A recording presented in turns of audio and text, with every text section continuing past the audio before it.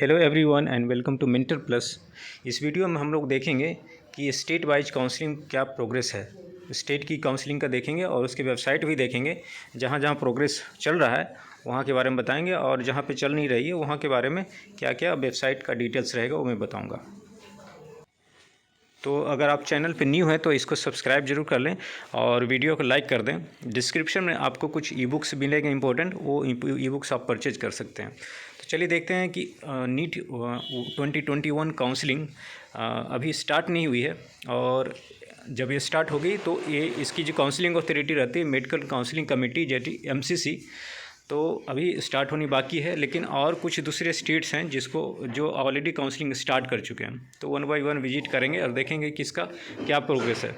Bihar state counselling की बात करें तो Bihar combined entrance competition test, ये उसकी बोर्ड है BCE और C। तो इसमें काउंसलिंग भी स्टार्ट नहीं हुई है। It has not started the counselling process for admission to the state quota MBBS। Bihar की जो काउंसलिंग होगी इसमें स्टेट कोटा 85% और जितने सारे प्राइवेट मेडिकल कॉलेजेज हैं उसकी काउंसलिंग होगी। और इसका ऑफिशियल वेबसाइट रहेगा bcboard.bihar.gov.in। तो इस पर आप विजिट करके बिहार के लिए इंटरेस्टेड हैं तो आप देखते रह सकते हैं। वेस्ट बंगाल की काउंसलिंग की कोई अपडेट नहीं आई है और जब ये अपडेट आएगी तो इसमें जो प्रोसेस हैं इस तरह से रहेंगे। पहले तो आपको एनरोलमेंट करना होगा, इट मीन्स रजिस्ट्रेशन करना होगा और ऑनलाइन फ़ी जो है वो पेमेंट करनी होगी रजिस्ट्रेशन की। फिर उसके बाद सीट मैट्रिक्स पब्लिश होगी राउंड 1 के लिए और उसके बाद चॉइस फिलिंग और चॉइस लॉकिंग होता है। चॉइस लॉकिंग के बाद कुछ दिन बाद आपको सीट अलॉटमेंट आ जाएगा राउंड 1 के लिए। अलॉटमेंट आया मतलब रिजल्ट पब्लिश हो गई। उसके बाद रिपोर्टिंग होती है एडमिशन के लिए एट द अलॉटेड इंस्टीट्यूट। वहाँ पे ऑफलाइन जा कर के आपको सारा जो ज्वाइनिंग फॉर्मेलिटी होता है विद ऑल द डॉक्यूमेंट्स वो सबमिट करनी होती हैं। फिर उसके बाद दूसरे राउंड चलते हैं। नेशनल मेडिकल कमीशन NMC की जो वेबसाइट है nmc.org.in, इस पर आप विजिट करके जो कॉलेज के डिटेल्स हैं, कौन कौन से नए कॉलेजेज आए हैं वो सारे देख सकते हैं और MBBS के लिए कितने सारे कॉलेजेज, क्या उसमें सीट्स हैं वो देख सकते हैं। उसका रिकॉग्निशन स्टेटस क्या है, रिकॉग्नाइज है या परमिटेड है। उसी तरह से DCIindia.gov.in, वहाँ पे आप डेंटल BDS के कॉलेजेस देख सकते हैं। DGHS एक गवर्नमेंट की वेबसाइट है, director general of health services. और MCC.nic.in जहाँ पे UG और PG दोनों के काउंसलिंग होते हैं। अब MCC नीट काउंसलिंग में आप कैसे अप्लाई करेंगे, तो जो भी क्वालिफाइड कैंडिडेट्स हैं अभी तक के कट ऑफ के अनुसार वो रजिस्टर कर सकते हैं MCC.nic.in। जब आपका नोटिफिकेशन ओपन हो जाएगा और जब कोर्ट की तरफ से जजमेंट आ जाएगा उसके बाद ये प्रोसेस होगा। After that they will have to do the choice filling. उसके अपने कॉलेजेस का प्रेफरेंस वहाँ पे डालना होगा। कॉलेज का प्रेफरेंस खासा इंपॉर्टेंट होता है क्योंकि उसी बेसिस पे आप इनपुट देते हैं काउंसलिंग अथॉरिटी को कि किस तरह से आपको कॉलेज का प्रेफरेंस भरना है और उसके बेसिस पे आपको अलॉटमेंट मिलती है। ऑल इंडिया काउंसलिंग की जो वेबसाइट है MCC.nic.in और आयुष की जो वेबसाइट है AACCC.gov.in और वेटरनरी काउंसिल ऑफ इंडिया की जो वेबसाइट है वो है VCI.DADF.gov.in काउंसलिंग। ठीक है, और इसके बाद चलते हैं, देखते हैं कुछ अलग स्टेट का क्या अपडेट है। उत्तराखंड का भी काउंसलिंग प्रोसेस स्टार्ट नहीं हुआ है और काउंसलिंग के प्रोसेस के लिए जो वेबसाइट है HNVUMU.AC.in, यहाँ पे आप विजिट करके उसका नोटिफिकेशन दे सकते हैं। अगर कुछ नया अपडेट आते रहता है वैसे इस चैनल पे भी आपको पोस्ट कर दिया जाएगा वो सब अपडेट। कुछ इंपॉर्टेंट फैक्ट्स जानते हैं कि लास्ट ईयर जो टॉप 200 नीट क्वालिफाइड स्टूडेंट्स थे वो कहाँ पे एडमिशन लिए। कुछ कॉलेज है, इसके सेपरेट मैं वीडियो बना दूंगा। एम्स जो पहली प्रेफरेंस होती है, उसके बाद जो प्रेफरेंस होती है जिपमर की, एम्स दिल्ली, और उसके बाद जिपमर। उसके बाद BJ गवर्नमेंट मेडिकल कॉलेज जो पुणे में है, मौलाना आज़ाद मेडिकल कॉलेज न्यू दिल्ली का, MAMC है इसको बोलते हैं मेम्स, और government medical college Kota. SMS बहुत ही पॉपुलर मेडिकल कॉलेज है राजस्थान का जयपुर में। गवर्नमेंट मेडिकल कॉलेज तिरुवनंतपुरम और कई सारे एम्स मेडिकल कॉलेज हैं जहाँ पे उन्होंने एडमिशन ली। MCC नीट काउंसलिंग का रजिस्ट्रेशन प्रोसेस क्या होता है, आपको सबसे पहले mcc.nic.in पर विजिट करना होगा और उसके बाद आपको चॉइस फिलिंग करनी होती है, प्रेफरेंस देते हैं और उसके बेसिस पे आपको सीट अलॉट होती है based on the choice preference. MBBS में एडमिशन के दौरान आपको आपके जो नंबर होते हैं, आप वेबसाइट पे सर्च करते हैं, कई सारे पोर्टल रहते हैं, उस पर लॉगिन करते हैं, नंबर आप देते हैं, मोबाइल नंबर, OTP आता है। इस वजह से आपके नंबर बहुत जगह शेयर हो जाते हैं और वो कॉन्टेक्ट नंबर आप गलत हाथों में भी चली जाती है, जहाँ से आपको कॉल आ सकते हैं और बहुत सारे फ्रॉड कॉल्स आते हैं जो कि आपको सुनने में बहुत अच्छा लगेगा और बहुत ही अट्रैक्टिव ऑफ़र देंगे आपको एडमिशन के लिए अगर आपका स्कोर कम है तो। फेक एजेंट होते हैं और फेक अलॉटमेंट लेटर भी होता है। आपको कभी भी अलॉटमेंट लेटर मेल पे नहीं आता है। कुछ ये जानकारियाँ हैं जो आपको जाननी चाहिए। कभी भी मेल पे आपको अलॉटमेंट लेटर कहीं नहीं आता है। आपको अगर ऑफिशियल लेटर हेड पे और ऐसा वेबसाइट जो लगता है कि कॉलेज का ही वेबसाइट है, वहाँ से अगर अलॉटमेंट लेटर आता हो तो कभी उस पर भरोसा नहीं करें, आपके पैसे बर्बाद हो जाएंगे। ठीक है, और जो भी अलॉटमेंट लेटर होती है आपको पोर्टल से ही डाउनलोड करना होता है। MCC says it does not issue allotment letter directly to the candidate. If they are selected, then they need to download the provisional allotment letter from MCC website।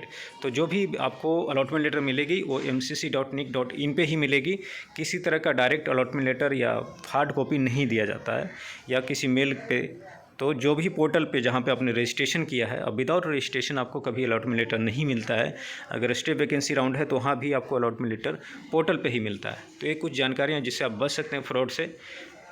Waste Bengal का counselling process अभी start नहीं हुआ है और इसका जो website है www.mcc.nic.in, तो यहाँ पे विजिट करके आप उसकी अपडेट जान सकते हैं। तमिलनाडु का जो वेबसाइट है tnmedicalselection.net और ये ओपन स्टेट है, तो इसके वेबसाइट पे विजिट करके आप उसका लेटेस्ट अपडेट जान सकते हैं क्या है। अभी इसकी काउंसलिंग स्टार्ट नहीं हुई है।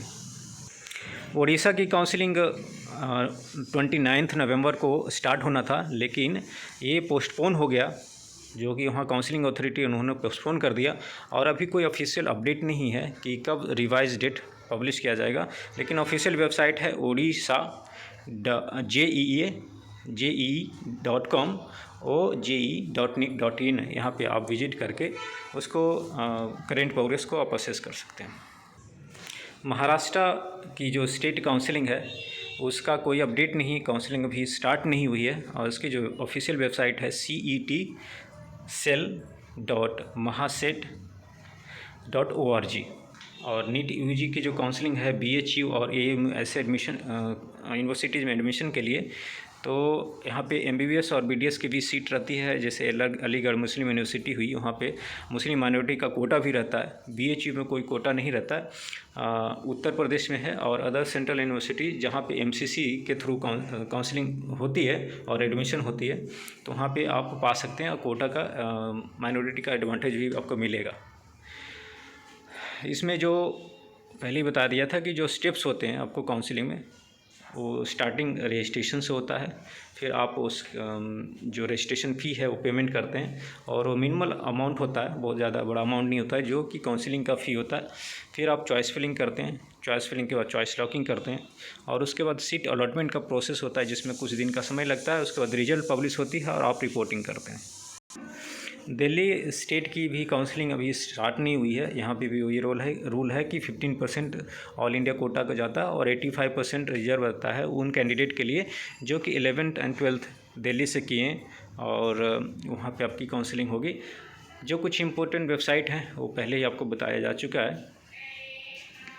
मध्य प्रदेश की भी काउंसलिंग अभी स्टार्ट नहीं हुई है और इसके जो ऑफिशियल वेबसाइट है DMEMPonline.gov.in और जल्दी ही इसकी ऑनलाइन काउंसलिंग अवेलेबल हो जाएगी।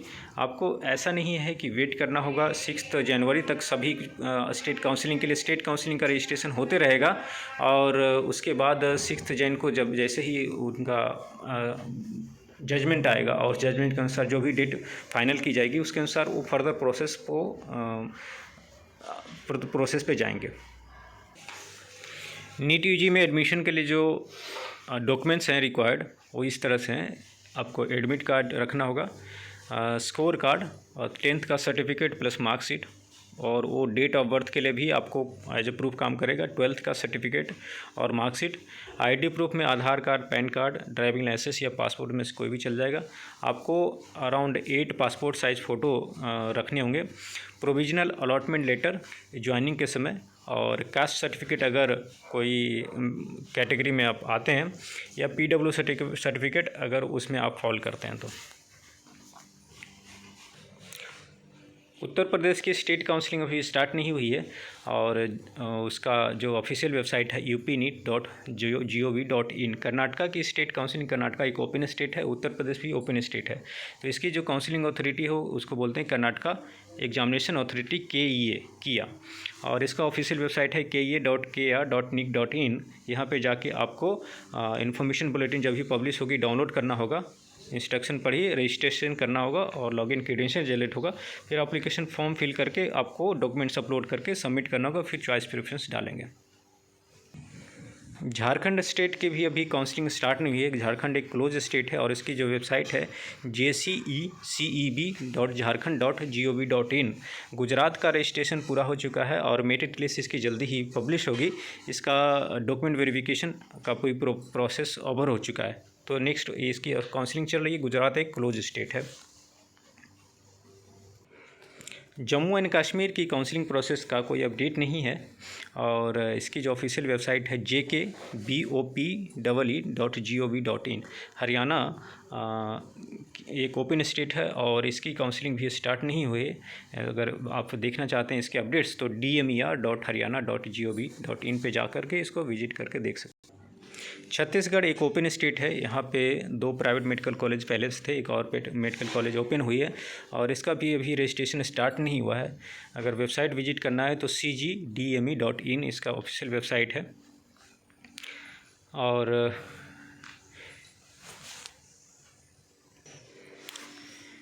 गोवा की जो प्रोविजनल मेरिट लिस्ट है वो रिलीज हो जाएगी और उसको आप देख सकते हैं 2 दिसंबर को, और इसके ऑफिशियल वेबसाइट पर विजिट करके आप इसकी डिटेल्स देख सकते हैं।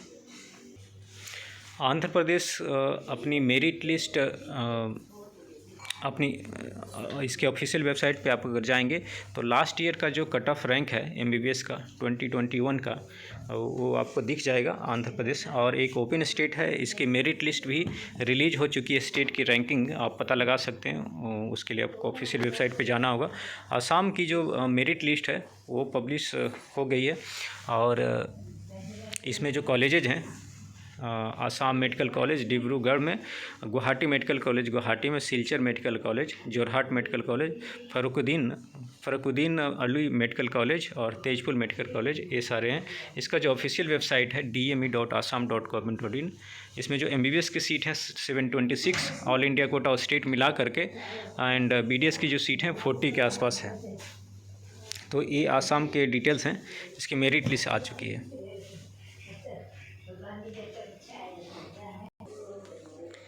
ये आंध्र प्रदेश के ऑफिशियल वेबसाइट पे आपको लास्ट ईयर का कट ऑफ उन्होंने रिलीज़ किया है, और इसमें 2 तरह के कैटेगरी होते हैं, एक लोकल और एक अनरिजर्व्ड, और 2 रीजन भी हैं, AU रीजन और SVU रीजन।